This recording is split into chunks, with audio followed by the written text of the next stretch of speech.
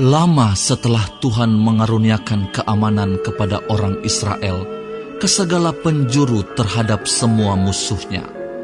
Dan ketika Yosua telah tua dan lanjut umur, dipanggilnya seluruh orang Israel, para tua-tuanya, para kepalanya, para hakimnya, dan para pengatur pasukannya, dan berkata kepada mereka, "Aku telah tua dan sangat lanjut umur, dan kamu ini telah melihat segala yang dilakukan Tuhan Allahmu kepada semua bangsa di sini demi kamu, sebab Tuhan Allahmu, Dialah yang telah berperang bagi kamu. Ingatlah, aku telah membagikan dengan membuang undi bangsa-bangsa yang masih tinggal ini kepada suku-sukumu menjadi milik pusakamu. Seperti juga semua bangsa yang telah kulenyapkan hari itu, mulai dari sungai Yordan sampai ke laut besar di sebelah matahari terbenam. Dan Tuhan Allahmu, Dialah yang akan mengusir dan menghalau mereka dari depanmu, sehingga kamu menduduki negeri mereka seperti yang dijanjikan kepadamu oleh Tuhan Allahmu.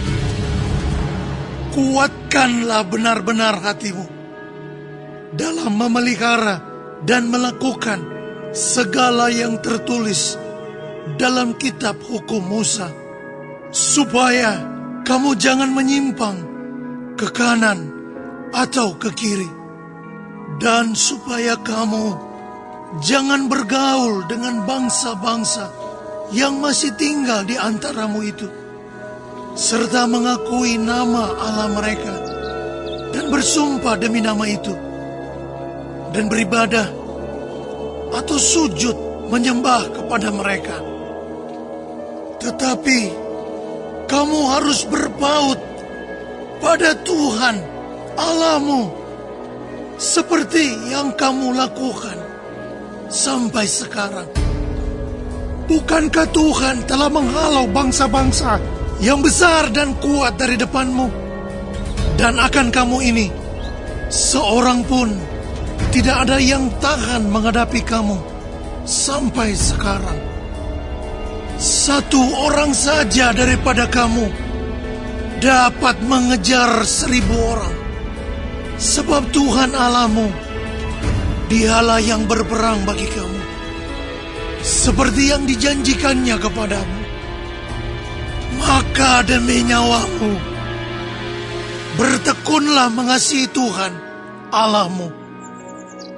Sebab jika kamu berbalik dan berpaut kepada sisa bangsa-bangsa ini yang masih tinggal di antara kamu, kawin-mengawin dengan mereka, serta bergaul dengan mereka, dan mereka dengan kamu, maka ketahuilah dengan sesungguhnya bahwa Tuhan Allahmu tidak akan menghalau lagi bangsa-bangsa itu dari depanmu, tetapi mereka akan menjadi perangkap dan jerat bagimu, menjadi cambuk pada lambungmu dan duri di matamu, sampai kamu binasa dari tanah yang baik ini, yang telah diberikan kepadamu oleh Tuhan Allahmu.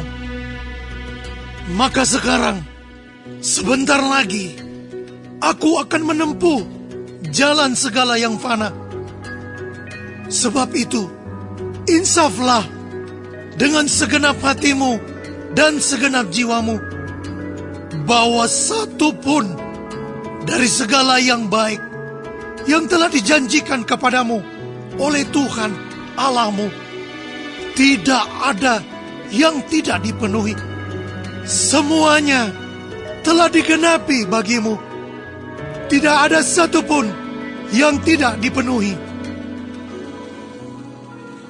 Tetapi seperti telah datang atas kamu segala yang baik yang telah dijanjikan kepadamu oleh Tuhan Allahmu, demikianlah Tuhan akan mendatangkan atas kamu segala yang tidak baik, sampai ia telah memusnahkan kamu dari tanah yang baik ini, yang diberikan kepadamu oleh Tuhan Allahmu. Apabila kamu melangkahi perjanjian yang telah diperintahkan kepadamu oleh Tuhan Allahmu, dan pergi beribadah kepada Allah lain dan sujud menyembah kepada mereka, maka murka Tuhan akan bangkit terhadap kamu, sehingga kamu segera binasa dari negeri yang baik yang telah diberikannya kepadamu.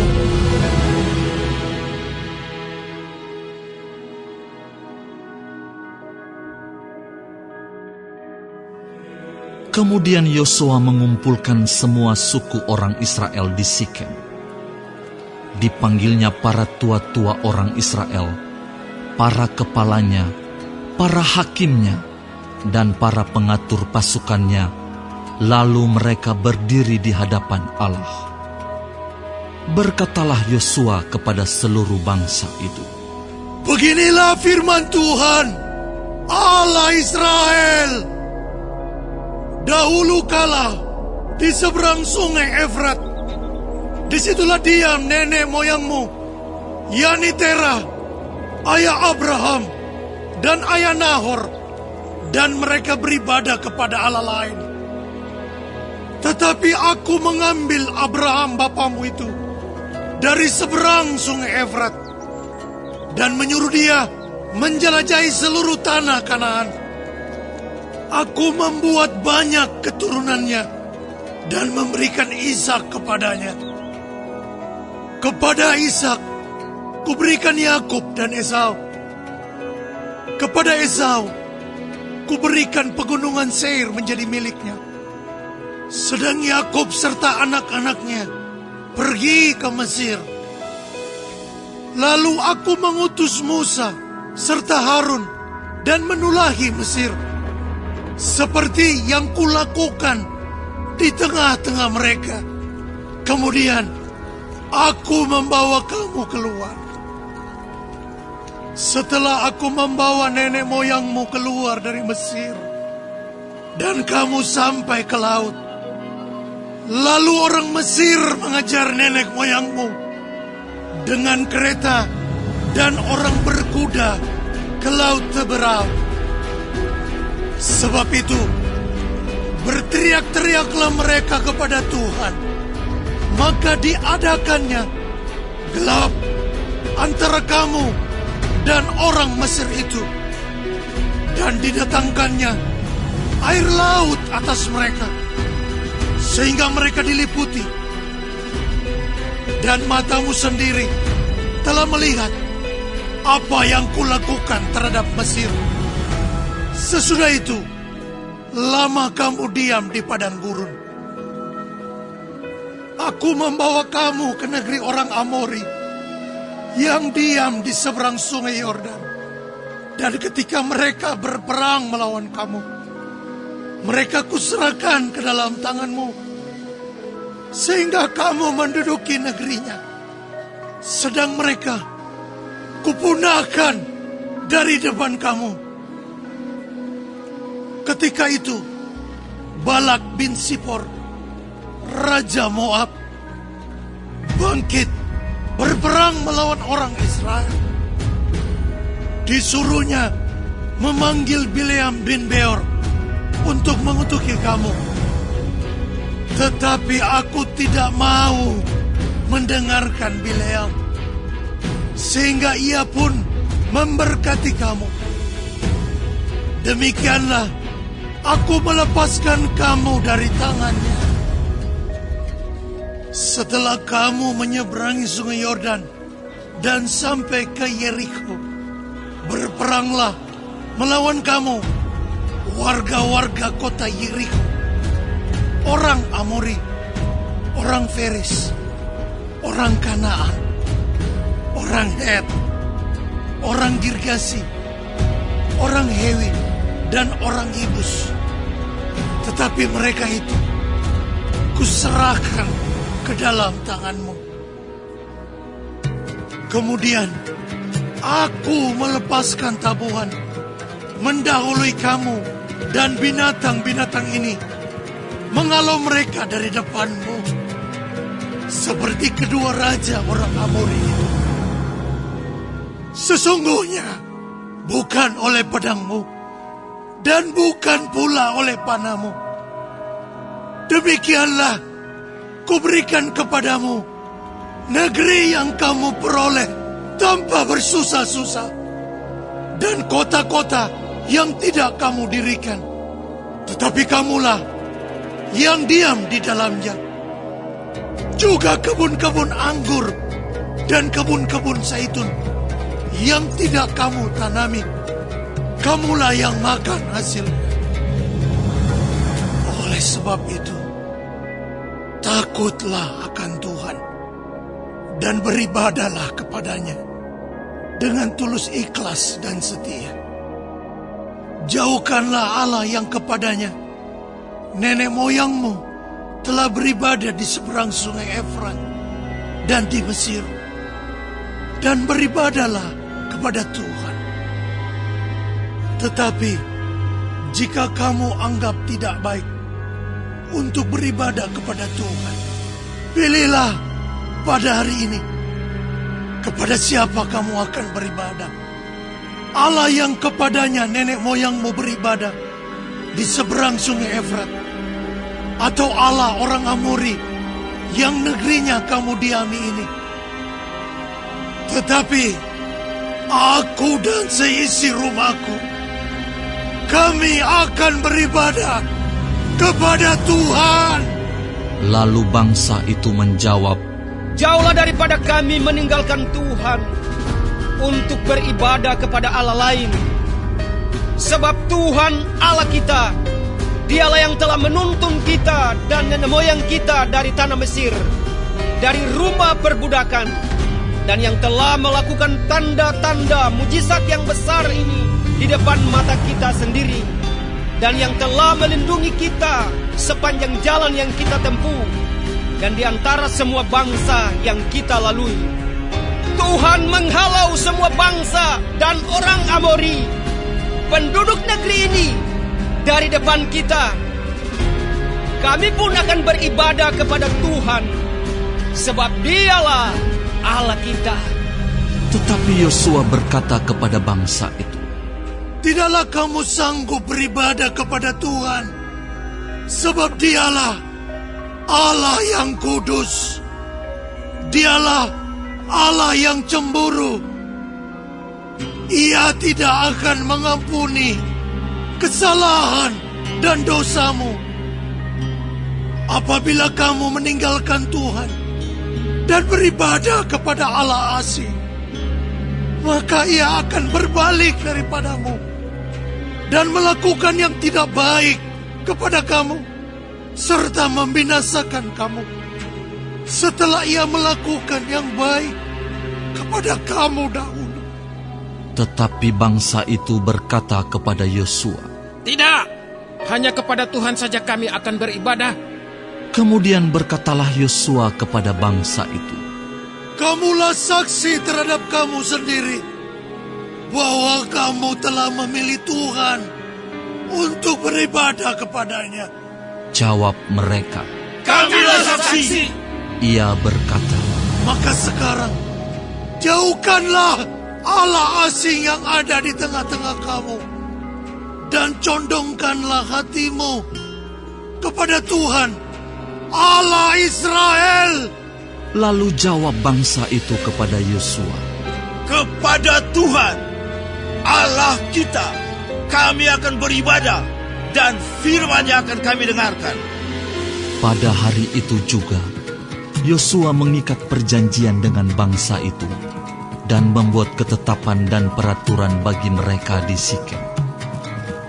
Yosua menuliskan semuanya itu dalam kitab hukum Allah.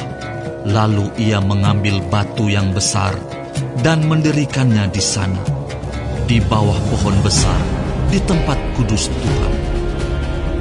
Kata Yosua kepada seluruh bangsa itu, sesungguhnya batu inilah akan menjadi saksi terhadap kita, sebab telah didengarnya segala firman Tuhan yang diucapkannya kepada kita.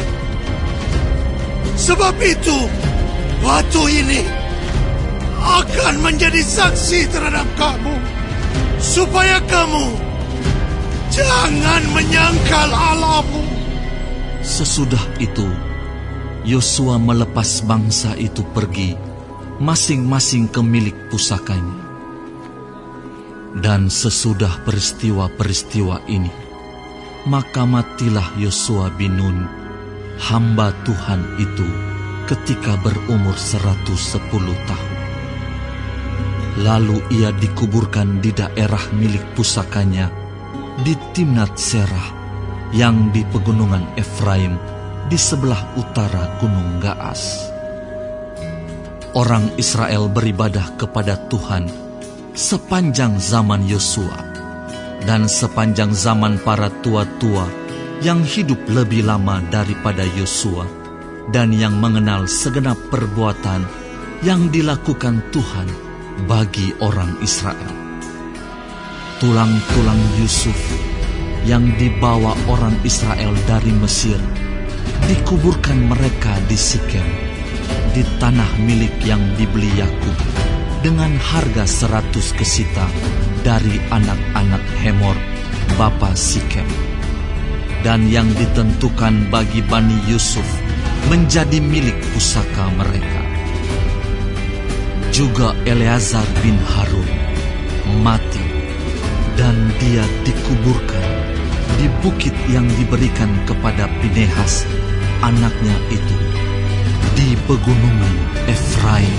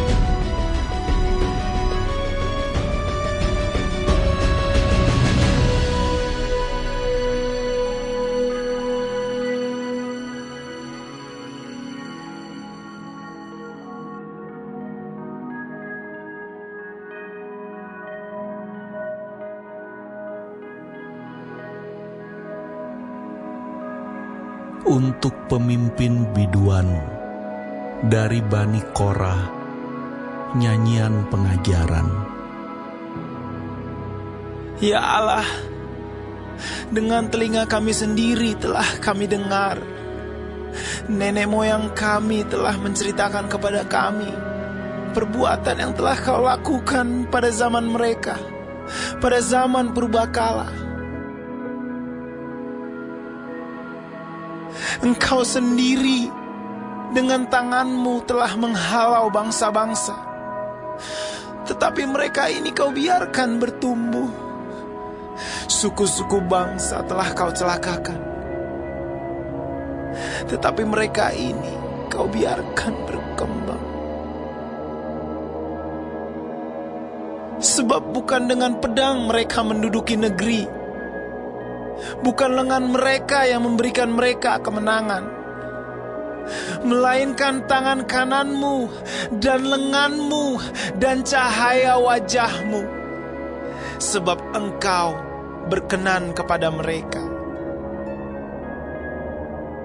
Engkaulah Rajaku dan Allahku yang memerintahkan kemenangan bagi aku. Dengan Engkaulah kami menanduk para lawan kami. Dengan nama-Mulah kami menginjak-injak orang-orang yang bangkit menyerang kami. Sebab bukan kepada panahku aku percaya, dan pedangku pun tidak memberi aku kemenangan. Tetapi Engkaulah yang memberi kami kemenangan terhadap para lawan kami, dan orang-orang yang membenci kami Kau beri malu.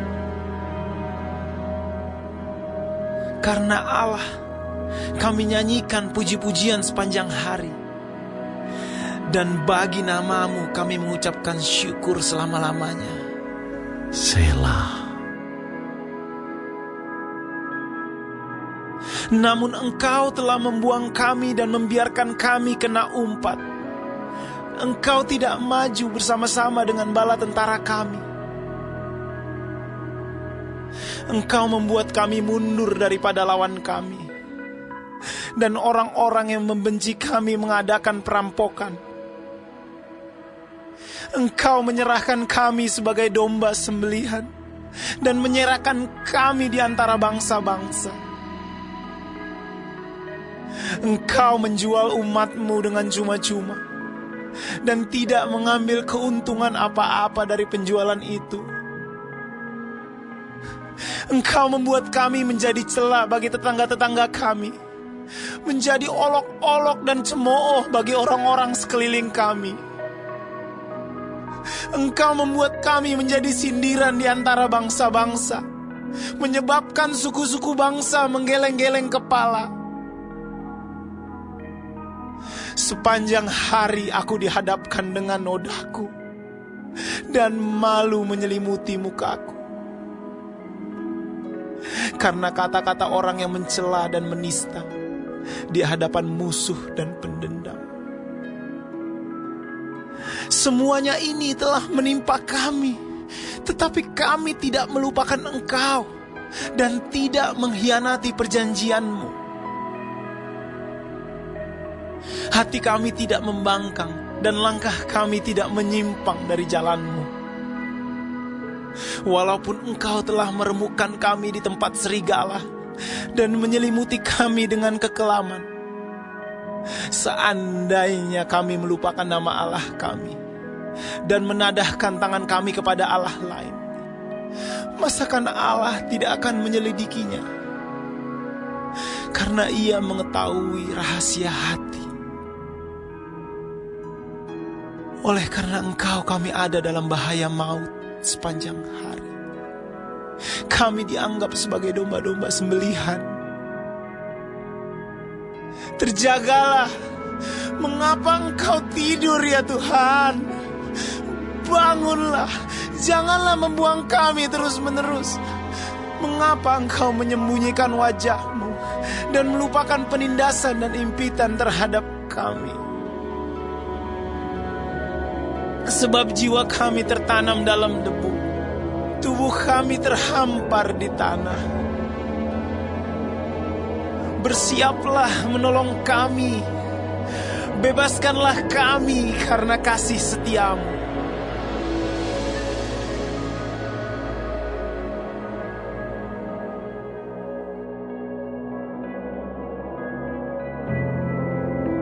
Jadilah pengikutku, sama seperti aku juga menjadi pengikut Kristus. Aku harus memuji kamu, sebab dalam segala sesuatu, kamu tetap mengingat akan aku, dan teguh berpegang pada ajaran yang kuteruskan kepadamu. Tetapi aku mau, supaya kamu mengetahui hal ini, yaitu kepala dari tiap-tiap laki-laki ialah Kristus. Kepala dari perempuan ialah laki-laki, dan kepala dari Kristus ialah Allah. Tiap-tiap laki-laki yang berdoa atau bernubuat dengan kepala yang bertudung, menghina kepalanya. Tetapi tiap-tiap perempuan yang berdoa atau bernubuat dengan kepala yang tidak bertudung, menghina kepalanya. Sebab ia sama dengan perempuan yang dicukur rambutnya. Sebab jika perempuan tidak mau menudungi kepalanya, maka haruslah ia juga menggunting rambutnya. Tetapi jika bagi perempuan adalah penghinaan bahwa rambutnya digunting atau dicukur, maka haruslah ia menudungi kepalanya. Sebab laki-laki tidak perlu menudungi kepalanya, ia menyinarkan gambaran dan kemuliaan Allah, tetapi perempuan menyinarkan kemuliaan laki-laki.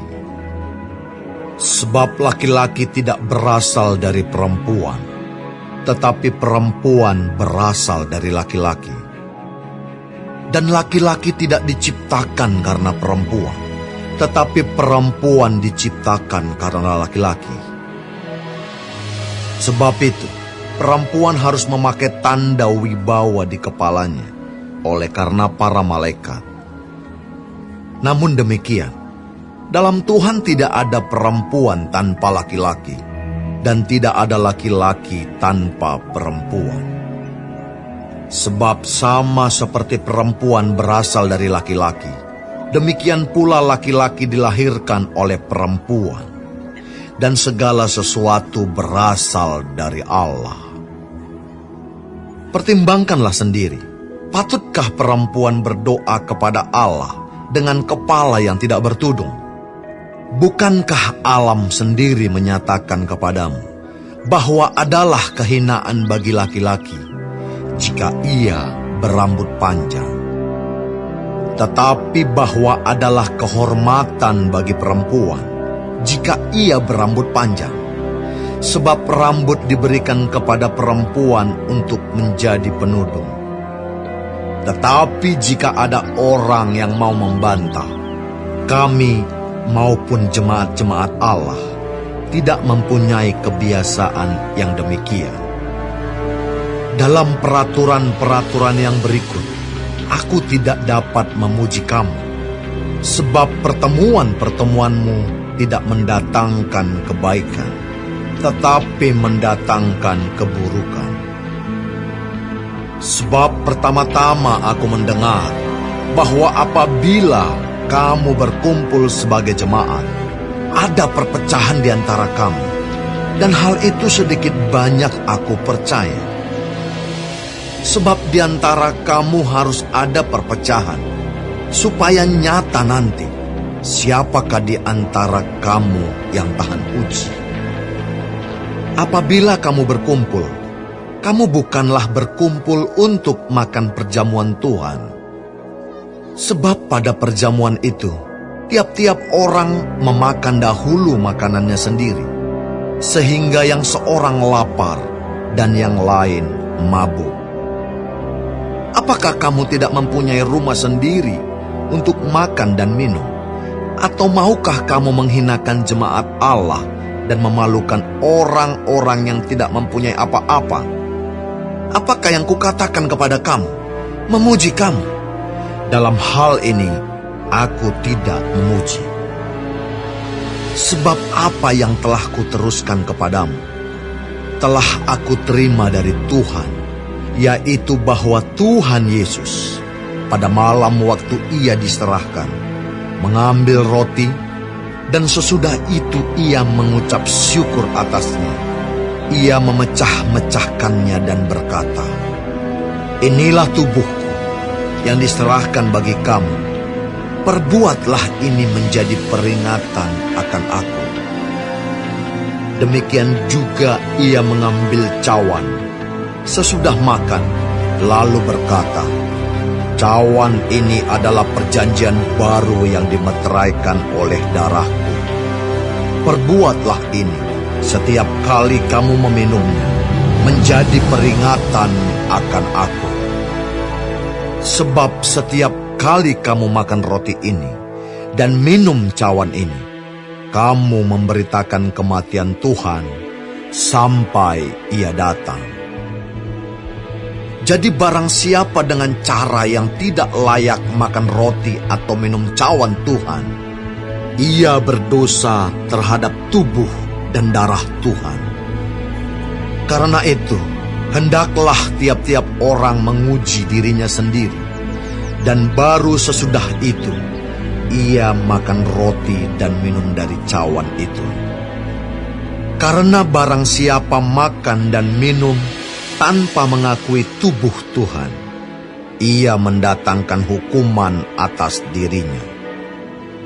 Sebab itu banyak di antara kamu yang lemah dan sakit, dan tidak sedikit yang meninggal.